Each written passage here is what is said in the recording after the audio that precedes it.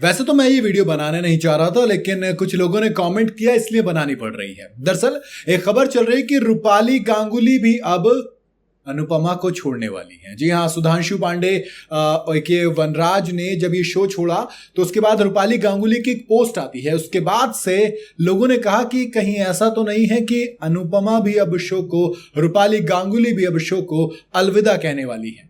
जी हाँ, दर्शकों के चहेते शो अनुपमा से अब सुधांशु पांडे ने अलविदा ले ली है। हालांकि सुधांशु पांडे के शो छोड़ने का फैंस में मायूसी खूब नजर आई है। इस बीच अब अनुपमा का एक क्रिप्टिक पोस्ट वायरल हो रहा है। वायरल होते ही लोगों को लगा कि क्या इस पोस्ट का सुधांशु पांडे से कोई ताल्लुकात है, कोई रिश्ता है, कोई नाता है। क्या अब रूपाली भी शो को छोड़ने वाली है? दरअसल रूपाली गांगुली ने अपने इंस्टाग्राम स्टोरी में एक पोस्ट शेयर किया जो लोगों का ध्यान अपनी तरफ खींच कर ले गया। रूपाली ने अपने पोस्ट में लिखा कि अगर कोई आपके साथ बुरा बर्ताव कर रहा है तो पहले उसके साथ प्यार बनाए रखने की कोशिश कीजिए। फिर आगे उसमें लिखा था कि वो आप यहां पर देख सकते हैं कि किस तरीके से उन्होंने कहा कि फिर आप उसको एक वक्त बाद फिर मौका दीजिए और उसके बाद उसे छोड़ दीजिए। ये पोस्ट इसलिए चर्चे में आया क्योंकि सुधांशु पांडे ने अलविदा अभी हाल ही में कहा था शो को।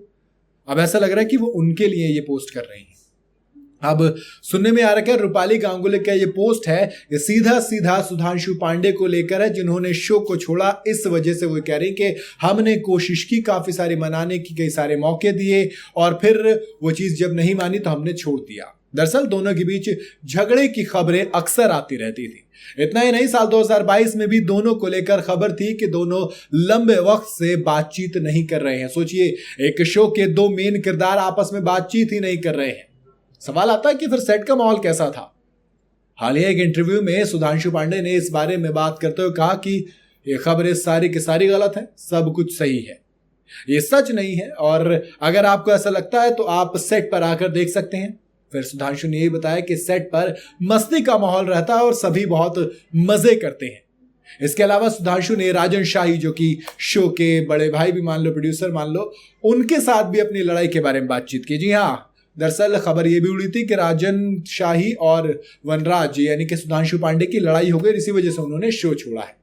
राजन के साथ हुई कथित लड़ाई पर सुधांशु ने बताया कि राजन उनके भाई की तरह है और मेरी साइड से हमारे रिश्ते में कभी भी कुछ नहीं बदला है। अब यहीं पर दिक्कत हो गई ना, उन्होंने बोलते हैं ना मेरी साइड से, मतलब कह रहे हैं कि उधर से कुछ बदल सकता है।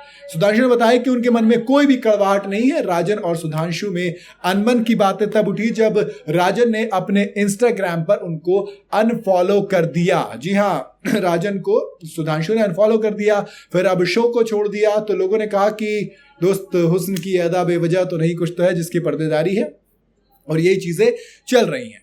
बहरहाल जो भी हो, मैं सिर्फ इतना कहना चाहूंगा कि दोस्त, एक शो से एक किरदार का जाना थोड़ा सा लोगों के लिए दिक्कत होता है, बाकी जिंदगी किसी के लिए नहीं रुकती, बस जीने की वजह बदल जाती है।